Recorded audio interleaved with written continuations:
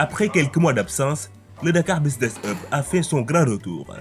Pour cette 5e édition, la plateforme d'échange politique a choisi un thème plus que d'actualité, le dividende démographique, avec un partenaire spécial, le Fonds des Nations Unies pour la population, qui est en train d'expérimenter un projet pilote d'envergure, AFAS.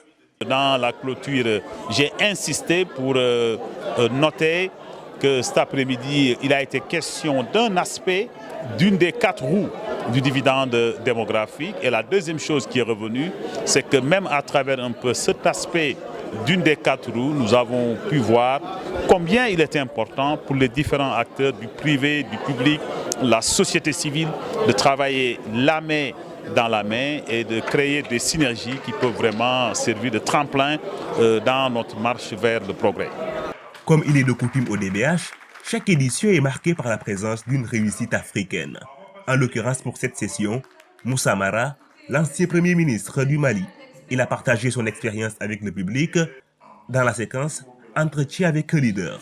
Il salue l'initiative d'un tel cadre d'échange et de dialogue et est en phase avec le programme de capture du dividende démographique. L'initiative de UNFPA sur le quartier de Gueltapé a mené tout un quartier à s'inscrire dans une dynamique qui, à terme, va avoir comme incidence l'autonomisation des femmes et leur capacité à pouvoir mieux gérer la procréation et donc à mieux encadrer la croissance démographique. Je pense que c'est une bonne chose. Sur notre continent, l'un des premiers problèmes, c'est la croissance démographique. La rubrique 5 minutes pour convaincre, pendant laquelle de jeunes entrepreneurs cherchent à persuader de potentiels investisseurs dans l'assistance, était l'un des autres temps forts de l'événement. 3 jeunes ont exposé leurs projets au public.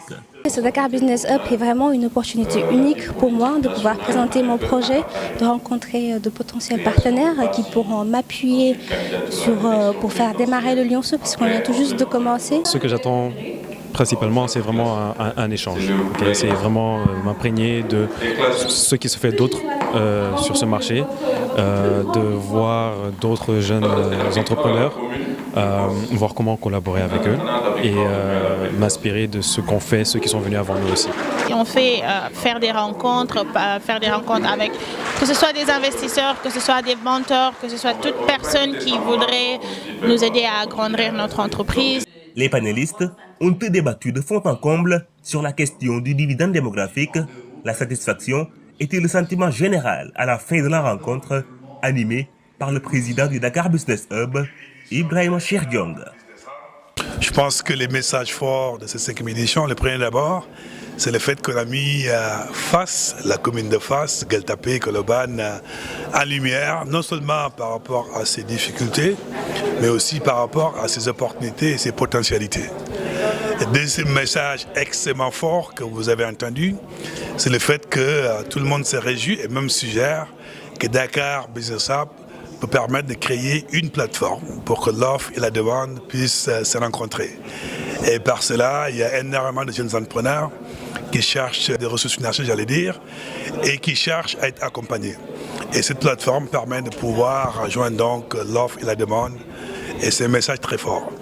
Le troisième message qui est extrêmement important, c'est le fait effectivement que la BAD a pu nous rejoindre notre vision qui concerne vraiment à expandre le concept Dakar Business Hub partout en Afrique. Dakar Business Hub numéro 5 a vu une forte participation d'acteurs venus un peu partout d'Afrique et l'idée d'étendre le concept aux autres capitales africaines a été largement partagée. Rendez-vous est pris dans quelques mois pour une nouvelle édition du DBH.